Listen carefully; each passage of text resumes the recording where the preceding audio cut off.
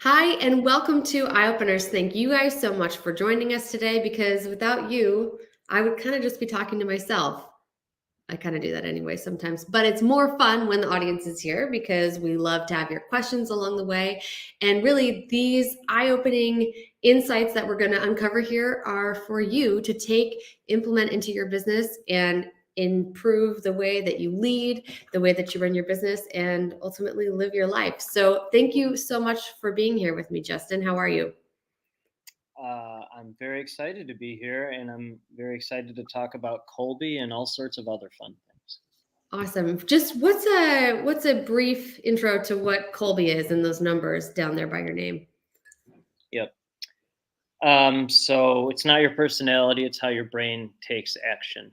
Mm. And most visionaries are very high quick start, boom, boom, boom, boom, and little to no follow through. So I am high Mm. quick start and high follow through, which is very rare.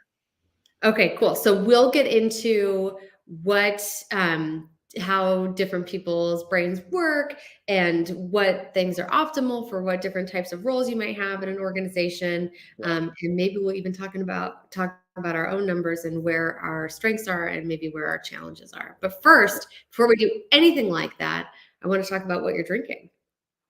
Because here at Eye Openers, we don't just rely on our smarts for insights. We need some caffeine. Lots of caffeine. I think this is my fourth cup of coffee today. Fourth. Yeah, well, we have an 8-year-old and a 10-year-old, both boys. They're both nine quick starts in Colby, and then my wife is stabilizing human 8742 pediatrician. And our first date was the day before she started medical school Oh in boy. 2004. So she introduced me to coffee then. And I've been drinking coffee for the last almost 20 years now. So. Okay. And so how do you like your coffee? I feel like, we might rely on Colby to tell you how your brain works, but I rely on how you prep your coffee. It's Uh, very scientific. Almost 100% of the time, it's pure black. I do in the mornings start my day with that. It's that brain oil, the bulletproof brain oil, Oh, yes. I love bulletproof coffee. and then MCT oil. MCT oil. Correct. So that's in the morning, and then it just stays black most of the day. If I go out to dinner with family or friends, then like with dessert, I'll have cream and sugar with the coffee. But more often than not, it's just straight black. So you'll even do the coffee with dessert. You're that kind of Oh, I guy. can go right to sleep. Yeah, it doesn't. I Oh, mean, nice. again, when you're so like, so unless I'm talking to someone changing the world, visionary, or spending time with my family, I get very bored very quickly. So I can just go right to sleep. Like it's not Okay. a Well, problem. I'll do my best not to bore you then. Thank you. Thank you.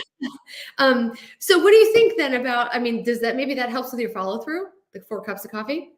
Or no, it's just who you are. Well, like I said, most of the people I talk to, they're high quick start and little to no follow through. They're all over Mhm. the place, and I have high quick start and high follow through. So I Right. don't think it has anything to do with coffee, or I just think that's how your brain takes action. Okay. Yeah. So Okay. the only thing I write down before I meet someone is their name and their Colby score because I immediately know who I'm talking to. Okay. Well, guys, it is the afternoon here for me when we're recording this, so I have already completed my coffee. I have these like very strict kind of health rules for me, and I don't do coffee after 12 p.m. Mhm. So I've got my ginger turmeric tea, Nice. which if you've ever had ginger and turmeric together, it's plenty eye-opening. So this Got will not disappoint. Um, let's talk about who you are and why people should actually be paying attention today and not just this guy with this funny number theory. Um, it. Justin is the founder and CEO of a global PR firm called, do you call it BR Epic? Bree Epic? Brepic, yeah. Brepic. Okay. And your exclusive connectivity platform, the Brepic Network. Your newest book, Epic Life, features a foreword from Dr. Peter Diamandis and has been the number one overall book for sales on Amazon Kindle. That is amazing. It also recently made the Wall Street Journal and USA Today bestseller list. So, congratulations. You are Thank a very accomplished author. thank you. We don't take enough time to celebrate. You don't look very celebratory, but I'm celebrating you right now. That's One of the chapters in my first book is take time to celebrate your successes. And I am very down the middle with my emotions. So I don't get too low and I don't get too high, but I do enjoy and throw a lot of, certainly pre-COVID, used to throw a lot of parties for companies. Not as many anymore, but no, I'm constantly celebrating with my family. It's just like, this is how I show celebration.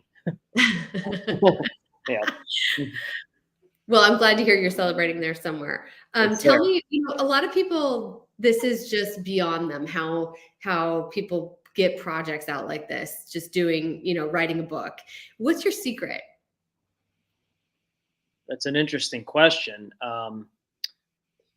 I'll tell you from my seat, I work with a lot of really smart people, and a lot of them say, gosh, I would love to put a book out there someday. No.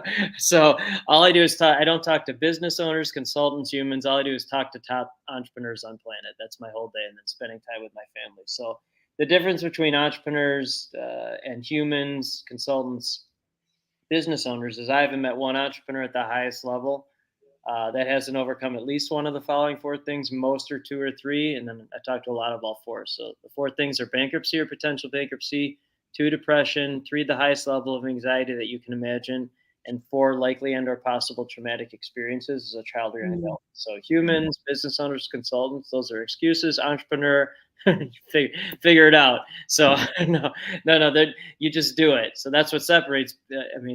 So I just connect people like that to people like that. Otherwise, I get bored. And then people like that allow me to spend time with my family because they actually take action, make investment. So there's no pie in the sky. They just actually do it. I like that. Okay, so you see that as, hey, anybody who approaches life and follows through with that, hey, just do it. Like, regardless of if they have their own company or not, you might identify somebody as an entrepreneur because they have that, hey, just do it attitude. That's an interesting question. I like how your brain thinks of things in that way.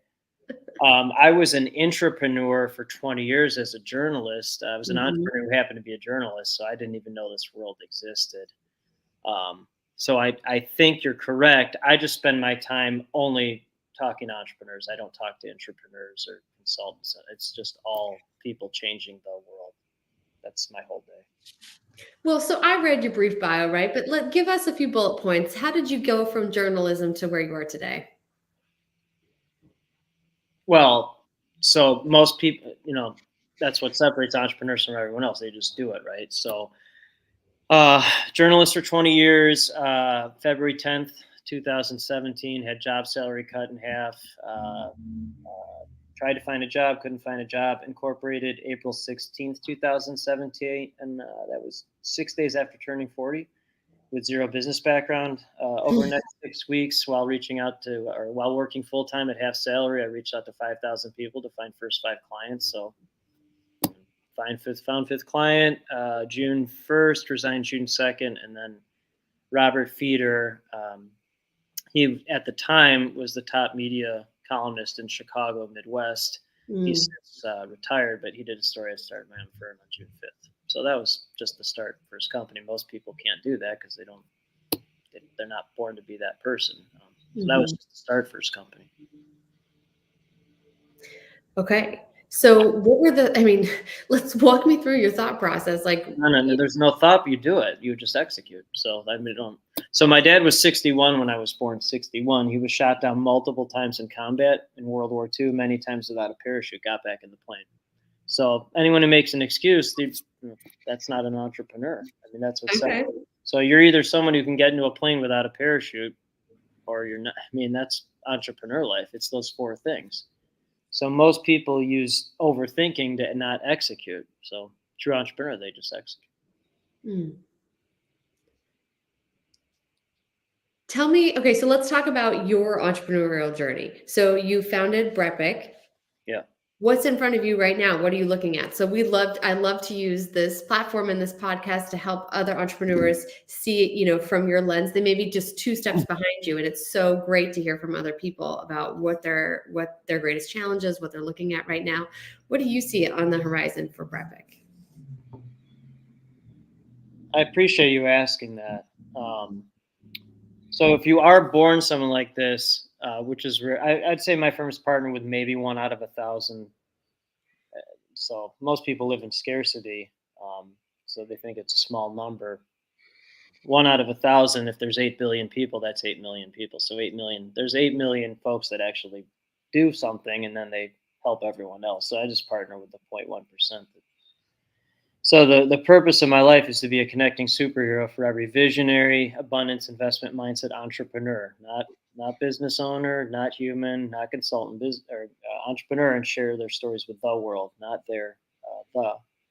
It's a fundamental difference. So I'm either spending time with my family or doing that, either through global PR firm or newer companies, invite only high price point connectivity platform for the 0.1%. And my partner, who's based in California, he's the visionary integrator who's building it. I can barely tie my shoes, so I just my zone, stay in my zone of genius of connecting people and then spending time with my family. What do you like to connect with these people about? Okay, so you get this Hmm. 1 in 1,000 on the phone. What lights you up about it? What, Oh, my whole day is 5 to 10 of 1 out of 1,000 every day. They're hard to find at first. They're hard to find at first. People like me are usually aliens within their own family community and vertical. Only people who Mhm. understand us are top entrepreneurs on the planet. So it took most of my life to find those people, and then I'm like, oh. So we never. There's two most insulting questions anyone that can ask me, and that a true visionary would never ask. Never. One is, what do you do? Two is, can I pick your brain? And so, and and then they never say, what do you want to talk about? We just start talking. I will say that I usually bring up Colby. Most of those folks know, and again, most of them are 8, 9, and 10 quick starts with like 1, 2, or 3 follow through. There are exceptions to that. Mhm. Most of them are very high quick start, low follow through. Okay. And then we talk about family or what they're up to. It's very rarely ever talk about business. Very rarely. So if you and I were to speak 3 years from now, what would you be telling me about that you were thrilled to share? Oh, Three Brittany, it's so years. good from you. It's an I'm so interesting can't thing. wait to tell you. That's a strategic coach question, the Dan Sullivan question. If we were to meet 3 years from today, what would have had to change? What would have had to change personally and professionally for you to feel confident or pleased with your progress? So it's harder for me to answer that, and I'll tell you why. One, on Strength Finders, Gallup Clifton Strength Finders, I'm very low in futuristic and very low in ideation. Most of the people I talk to are living in the future, but will do something about it in the present. And then I Mhm. was a journalist for 20 years, so you're not looking 3 years ahead, you're looking 3 minutes to hit deadline. So I've been trained and lived a life of my dad, my dad who was alive till I was 13, would tell me about how he survived, being shot down without a parachute. So you're not thinking about 3 years from that. You're thinking about if I can survive this plane thing. So I mean, what I know is, regardless if it's 3 years or 5 years or 10 years, is that there are only two things that I focus on in terms of a 10x mindset. So Mhm. one is experience in life with my family. When you have a good family life, you have a good life. I have never met anyone, regardless of if they're a visionary wackadoo like me or a human or whatever. If they've had a good family life, they haven't had a good life. I have not met that person yet. If you know Mhm. someone who has a good family life that has not had a good life, I would like to meet that person. Okay. And then the second is network on a global level. When you do that, you create endless opportunities for your network and yourself. So I've Right. found that all this other business owner stuff is kind of taking care of itself. So 3 years from now, I'll have a lot of great experiences with my family, and then network will be even greater than it is now. What Exponential. qualifies as a great experience with your family? Like, what do you guys love to do? What Mm, lights you up? yeah, I can hear your. It's a good 8 follow through. I don't talk to a lot of 8 follow throughs, but you're like really interesting. Your brain. I am. I'm interested in you. I want people to get a feeling of who you are. Yeah, I appreciate that. So I took my sons are 8 and 10. We went on a baseball trip last year, 5 games in 5 days, Mhm. 5 different cities, and so we'll be doing that this year. We're going to Hawaii later this year. I'm going to Abundance 360. Uh, you know, top entrepreneurs in the world go to Mhm. that, And then when my kids are a little older, I'll be taking them to that as well. But I was thinking about it. The best experience I had all of last year, and there were a lot of amazing things, but it was just driving around with my wife and children, just looking at Christmas lights and singing Christmas songs. So that was, I mean, I enjoy that far more than, traveling somewhere, to talk about 9-figure, 10-figure businesses. I just like hanging out with my family. I love that because I think it takes a real tuned in person to understand that even if you solve really complex problems as an entrepreneur, that some of the best moments you experience at a human level can be more of the simple things. I almost mundane comes to mind, but it's not mundane. It's just more simplified, and that's also what makes it beautiful. So it's a really interesting balance. I love how you threw this context of family life. And, full disclosure, in our pre-conversation that I always have with people, I'm always vetting the best guests. We did talk about family, and we talked about the importance of that. I also have a family that I invest deeply into because Right. on my deathbed, that's what I'm going to care the most about, if we're being honest. And, Right. so many people, so many great visionaries and people at a really successful level aren't able to keep a family intact. And what do you think is happening there? What's that about? Yeah, thanks. I'm sure your 4-year-old and your 6-year-old appreciate you saying what you just said, and they will as their lives, matriculate. As my sons, I saw my kids more than any dad I've ever met before COVID started. Now I just see them more. So all this other stuff is great, but without that, it doesn't really matter.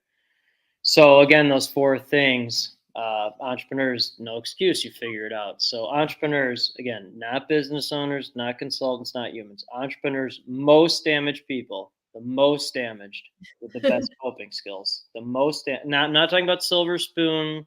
I'm not talking about that. I'm talking about starting something from nothing. Most damaged, best coping skills. So they have the highest IQ, highest EQ, most guts, most, like someone like my dad, get into a plane without a parachute. That's, most people can't do that. They won't do it.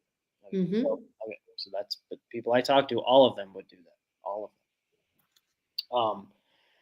So many times they use those coping skills to create massive wealth, massive company, massive employee count, massive office space, massive locations, and then certainly not always, but many times at expense of having family, multiple divorces, torched family, nothing meaningful. So the most miserable people I know is they have all this stuff, but they don't have anything meaningful. So I'm just a dad who happens to be an entrepreneur and would never let entrepreneur life destroy my family life ever.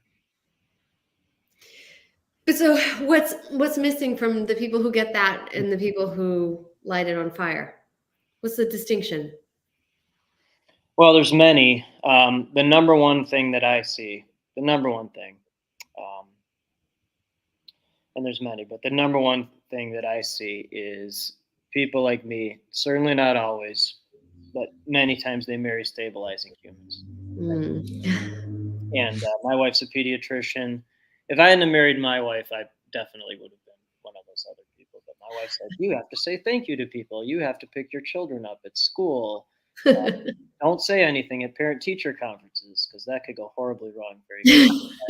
I started talking like this. Just imagine me talking like this at parent-teacher. I mean, just think about that. So that would not go. With your 4-year-old or 6-year-old at a first grade or preschool parent-teacher conference, if someone like me started, that wouldn't be good. Would not be good. Yeah, no, it's enough work for me right now. Yeah, right. They would cause massive problems. My wife just says, "Don't say anything." So I'm like, okay. So, so that's what I see more often than not. That's the key. Like I was talking to a group about mental health awareness and anxiety within entrepreneurs, very high level. And they're like, well, what's the number one ingredient? What do you think? I'm like, well, marry a stabilizing human. That'd be the number one suggestion. Right. Marry the opposite of you. Yeah. And again, like seek what you need to heal. But for those that don't or can't, or it just doesn't happen that way. One of the chapters in the new book is called "Winning the Wrong Game." So that the number, these are very smart people. So you can ask yourself, what game are you winning? What game do you actually want to win? And does it revolve around material things, or does it revolve around meaningful? And Mm, for me, I've learned um, that material things do not make me any happier, but meaningful things do. right. What a great point. Thanks for tying it into your book. That gives people a great tool to go reference there. Thank you. Let's talk about Colby, because I think some of this, like you're saying, is stylistic or specific to the person or the way that your brain works. Hmm. So maybe we can start with your numbers, or you can even use me as an example. Can use both. And we'll start with numbers that are not either of ours. So a true visionary, of course there are exceptions, but the true visionary almost always is an 8, 9, or 10 quick start. 10 is the highest. Um, you are a 5, I am a 7. So we're both in the way Colby looks at things. And then I talked to Gino Wickman about this. He's EOS Yeah, founder. love Gino. Gino's I would say he's a good friend of mine at this point. Like, why are the only people that partner with my firm's visionaries that are 8, 9, and 10 quick start? And he's like, well, because 8, 9, or 10 are the true visionary. I'm like, okay, that makes sense.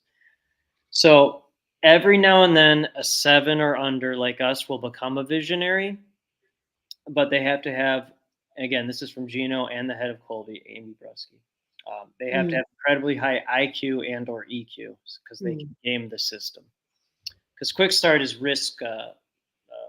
If you're risk averse, not mhm, risk. mhm. So an 8, 9, or 10, especially a 9 or 10, they're not really afraid to do anything. They're not afraid to get into a plane without a parachute. Makes Okay. sense. Yeah, makes sense. Okay. And then most of those visionaries, they're very low on follow through. So if they don't hire a million people, nothing will get done. They're Right. ADHD diagnosed or undiagnosed, not a Mhm, disorder, sign of genius, but it's mislabeled by humans. Okay. So you have astronomically high follow through for the types of folks I talk to. You're an 8 follow through. I've only met one 9. You will never meet a 10 follow through. That'd be dog chasing its tail, never stop. So you're an 8, and then you're a 5 quick start. So you'll start something, certainly not as faster as a 7, 8, or 9, 10, but you will start it. And then once you actually commit to something, you'll never stop following through, ever. You'll never, ever, you'll be the one that ends the conversation with a follow-up question. You'll make sure you're the last person to speak. That's totally fine. Okay. And the And, shortfall of that is I have to finish every single book that I start. well, you just did what you just said there. You had to follow through with what I just said with your input. That's you in life. Okay. Because talk to me is meaningless without it. It's meaningless. Okay. So I am the very, very, very, very, very, very, very rare. I've never met anyone else with my score ever, where I have high quick start, boom, boom, boom, boom, boom, boom, boom, high follow through, hit the brakes, and high fact finder. And then the last thing is implementer. That's using your hands to build things. I'd be a 0 or negative 100 if that. Like, I don't know how to hold a pencil right. I can barely do this. You're a 2 implementer, so you will assemble something. You won't like doing it, but I will get into my car and leave the house to avoid assembling anything. I will not. Yeah. Yeah. So My husband left a new kind of cabinet thing that we were putting together for our shoes. He left it like 70% done, and it oh, was driving me crazy because of the follow through. I oh, was going nuts, right? And so I'm not strong with the woodworking like we just talked about, but I yes. picked it up because my follow through couldn't You handle had to it. do it. Yeah, because you Didn't leave do the a great follow. job building it. Did not do a great job, but it's finished. No, but you won't. You'll never stop once something started. It's just getting it started. You never would have started assembling that, but your husband did. Um, and then my wife's a 2. She's a 2 implementer like you, so she'll do it. Um, and then but like and then you would be a perfect fit for like a 3, 3, 9, 3 who's all over the place, and then you can follow through for them. You can systematize and then execute for them. So right now, it might feel to some people watching this like we're speaking a foreign language when we're talking about these numbers. I learned, like, I loved taking the test. So we'll make sure that there's a link to all of that in the show notes. But how can somebody use their score to Everything, help them better understand either maybe a type of career or job or everything. passion they should pursue or Everything. Yeah, I mean, yeah, our sons are 10 and 8. The 10-year-old's a 2296 maniac. Maniac to me is a compliment. And then the 8-year-old's a 3297 maniac. So they don't want to be in school sitting in a cubicle. They want to be outside.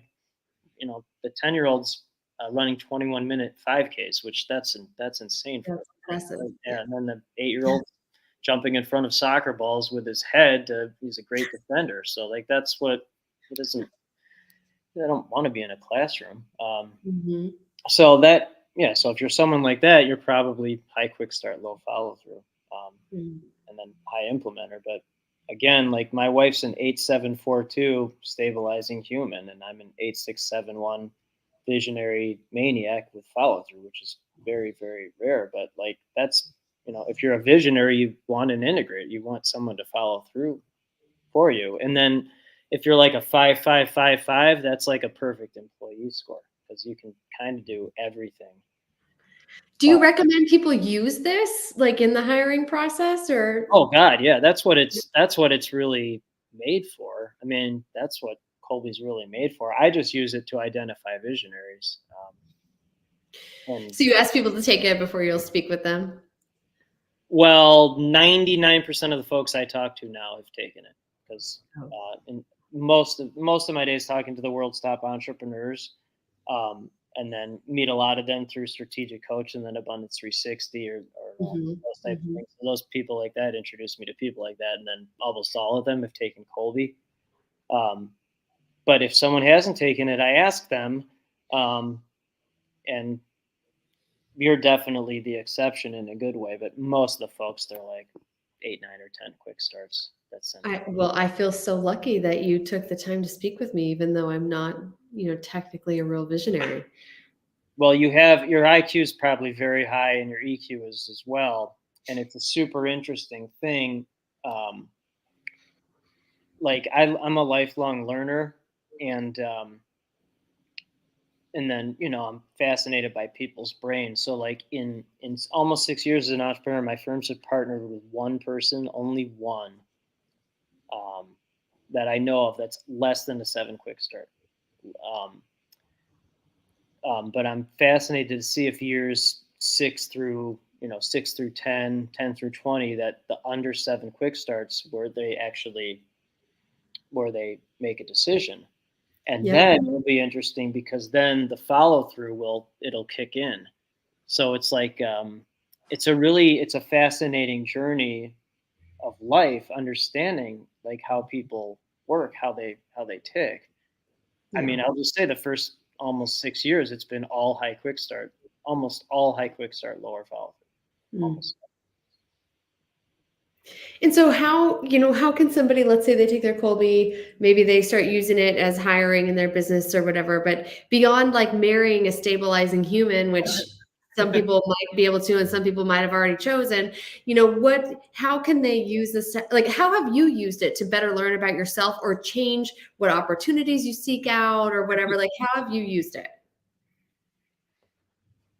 I mean, it's the it's been basically the foundational thing of my life. I mean, every single thing. Like I identify people by my wife's like, you have to stop identifying people as numbers, but that's how I see the world. Do you And do then that when you like out at dinner? Are you like guessing the waiters like numbers and 100%. And I'll give you a perfect example. And then my kids are sitting there. So this is our family conversations, and then this is what my kids and I talk about. We don't talk about. I mean, we talk about school, but we talk about this stuff. So there was a waiter, and I can tell. I can tell right away. Like I don't, because like you talk to the same type of people, 5 to 10 times a day, then you see the patterns.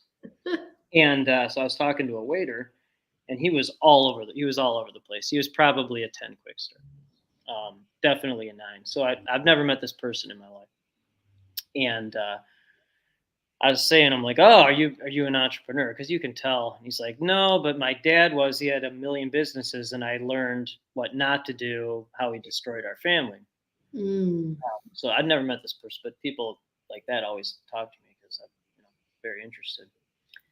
And so then I asked him, I go, oh, what's your IQ? And he said it was 126. And then I told my kids, I go, guys, his IQ wasn't high enough. That's why he didn't start his own business. If his IQ was 140 and above, he would have started as an entrepreneur. He would not have been a waiter. There's no way, because he didn't have high enough coping skills. That's why he stayed as a waiter. So those are the conversations that we have. Most media's talking to 140 and above IQs. That's 1% of the population, and then I'm right. 139, so it's like a bridge between. How do you, as a parent or an employer, as an entrepreneur, what can people do to build people's coping skills? Wow, what can you do to build your coping skills? So that's you've asked a lot of great questions. That's the best. Okay, so I'm going to 8 fact find that one. Okay, so you're either born top performing entrepreneur on planet or you're not. Okay, I strongly feel that. I think most people would choose to have this life, but they can't. They can't overcome. They make excuses. So if you are born like this, all I do every day is I work on my mindset. And I think what you said is very powerful, because I would consider mindset a coping skill. Mm, And so the first thing I do every day, every single day, is a grateful journal to my wife, what I'm grateful for her the previous 24 hours. Without her, complete disaster. Uh, 6 days a week, 3 to 5 miles a day, run outside no matter the weather. We live in Chicago. wow, that's saying something. Well, it's entrepreneur. You either can do that or you can. No So excuses. you just do it. Right. So then I listen to shows like these. So you're fueling your mind, your heart, lungs, like whatever. Okay, so that's good. And then every Monday through Friday, end day with a journal on grateful journal on LinkedIn. It's like a commercial for other folks. Mm, Okay, so all I do is simplify in a pattern. So if you're constantly grateful, it's hard to be ungrateful. Constantly grateful, it's hard to be ungrateful, and that attracts other people that are constantly grateful, and it repels people that make excuses. So mm. I think that's a good way of what you said, which was very powerful. The coping skills. I think building a more powerful mindset, if you're born to be top entrepreneur on planet, is a very powerful coping skill. Right. But even if you weren't, if people don't have those numbers, I think building a strong mindset and seeing it a growth versus fixed mindset, like this is something you can actually grow, a 100%. muscle that you can make stronger, will serve you no matter what your numbers are. Would Well, you agree? right, of course. I mean, yeah. So the right mindset attracts right network and creates right opportunities. So I mean, if you have the right mindset, it attracts, and if your mindset wants to attract middle market managers or small business, that's fine, great. I just work on my mindset to attract top entrepreneurs on planet, and they create opportunities for me, and I create opportunities for them. But what you said is 100% accurate. And then if you have the wrong mindset, it repels right network and creates no opportunities. So Oh, great point. So take your Colby, find out your numbers, learn about yourself, have a practice that can help grow and develop your mindset so that you can attract the areas in which you don't have high numbers in, if that's what you need, depending on your business or your life partner or whatever it may be. So there it is, folks. This is how Colby and Justin can change your life. well, so you just took my 8671 and you 7852 it. Well, I talked And to if you are all as right. lost as I am right now, that's totally fine. Oh, yeah, I know you're talking to the audience, but that made perfect sense to me. And then I talked to a 3393 and then boop, boop, boop. So Justin, how can people find you and what's the best way for them to engage with you? oh, thanks. Uh, um, Thank you. My wife taught me how to say thank you. So I really enjoyed that. And your follow through there was great. You just went answer. That was awesome. But if you go to brepicllc.com, BREPICLLC.com, there's a mindset survey scorecard. It takes 5 minutes. People love taking it. And people qualify or disqualify themselves with their own mindset. It's really fascinating. I love it. Well, I'm going to make sure that all that information is in the show notes for people. Yep. And he's very active on LinkedIn. You might be watching this on LinkedIn right now, but if you're not, I love seeing your gratitude posts. I think that's really cool the way that you do that. And it's a connector piece too, which is really fun to learn about other people in the process. So Yep. I can't thank you enough. This has been so fun. This is so different than our other episodes. So I hope you guys have enjoyed. He truly is a unique individual. This has been a unique episode. And you guys, until next time, take these eye-opening moments, take these insights that you have gained from today's conversation, put them out into the real world, into your business, into your entrepreneur career, or whatever you need to improve upon. And let us know how it's going. I always love to hear from people. Thank you, Justin, so much for being here. And see you guys on the next episode.